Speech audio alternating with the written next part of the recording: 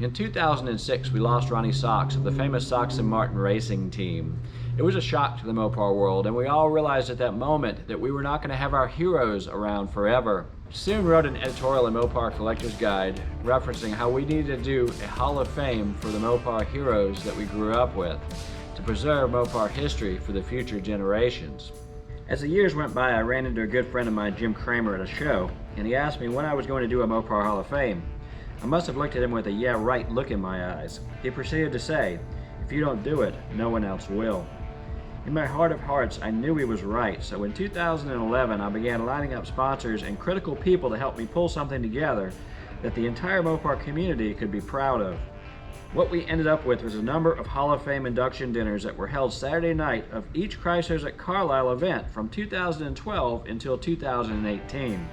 The Mopar Hall of Fame will go forward each preceding year in the pages of Mopar Collector's Guide magazine. This is one of those recordings made on one of those incredible nights at the Mopar Hall of Fame at Chrysler's at Carlisle.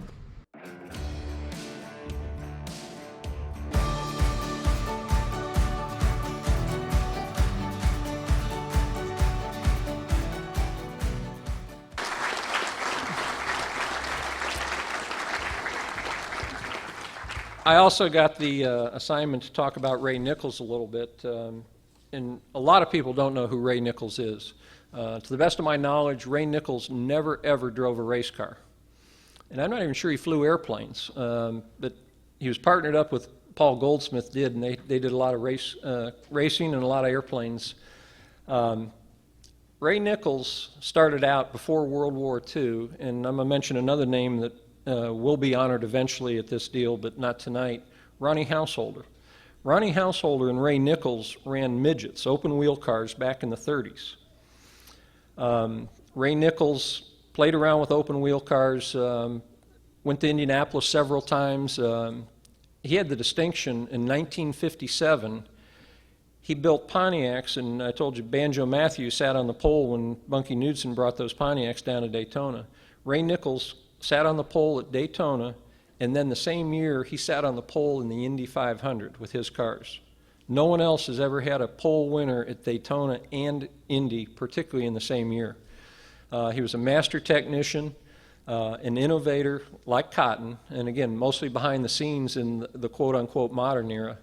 But Ray and Householder ran open wheel cars for years and years together, and then when Pontiac picked up Ray, that things were good, and then when GM decided to get out in '62, that was when Householder brought Ray Nichols over to the Chrysler family.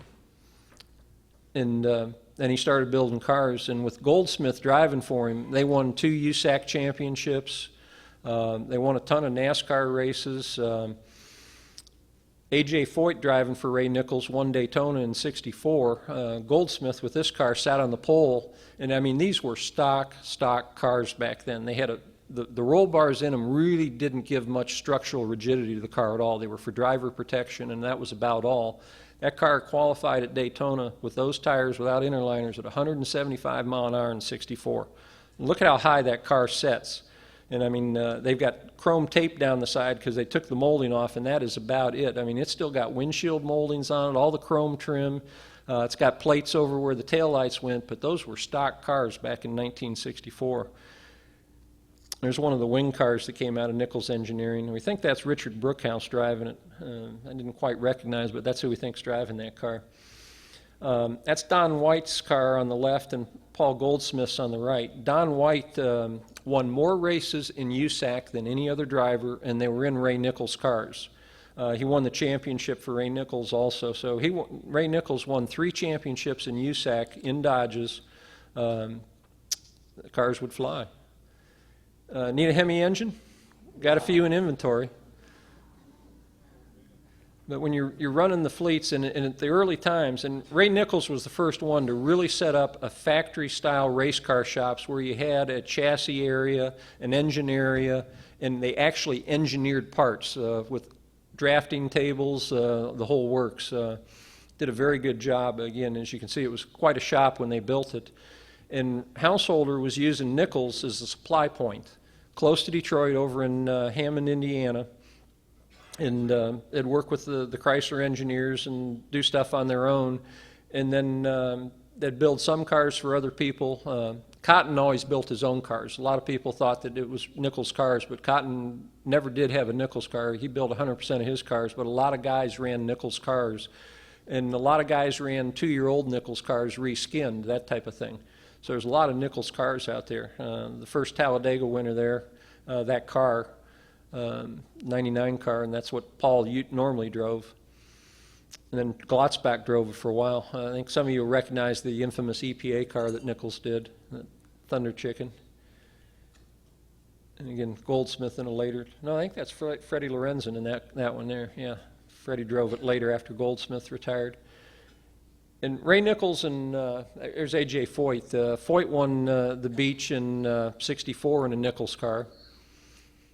And that's Goldsmith. And they were partners in a lot of endeavors. And one of the things they did, in addition to the racing business, they had an aircraft used car lot. And they were all the time going around the country buying used airplanes, bringing them in, overhauling them, turning them out, putting them out on the lot and reselling them and turning them. And Goldsmith, one time at one deal, he had to go pick up a King Air. And those of you that fly are familiar with a nice plane. But had a lot of things wrong with it, so he was just flying and trying to get it home to get back and then work on it, and then they were going to flip it. And one of the things that didn't work was the heater. And if you've ever been up at altitude, it gets cold. And so Goldsmith's flying this by himself, freezing to death, so he puts the plane on autopilot, and while the plane's flying along on autopilot, he's back running up and down the aisle trying to pump some blood to get some heat in his body before he could get down to a lower altitude and get it back home. But Ray Nichels, a master innovator, and like I said, I don't think he ever drove a car, but he sure built the cars for a lot of people, and that a lot of people know him today or know the cars and the people that drove for him. And it's good to see Ray in this. And again, thank you very much for Ray and for Cotton, because those are two people that, again, a lot of people didn't know, but they just did wonders for the sport and Chrysler. Thank you very much. If you like this video, please smash the like button. And if you want to see more videos like this one online, hit the subscribe to Mopar TV button. It's totally free. Also, if you'd like to support the Mopar Hall of Fame and to vote for future inductees, go to MoparCollectorsGuide.com and subscribe to the only Mopar magazine that matters. A portion of your subscription will go to help keep Mopar history alive for future generations.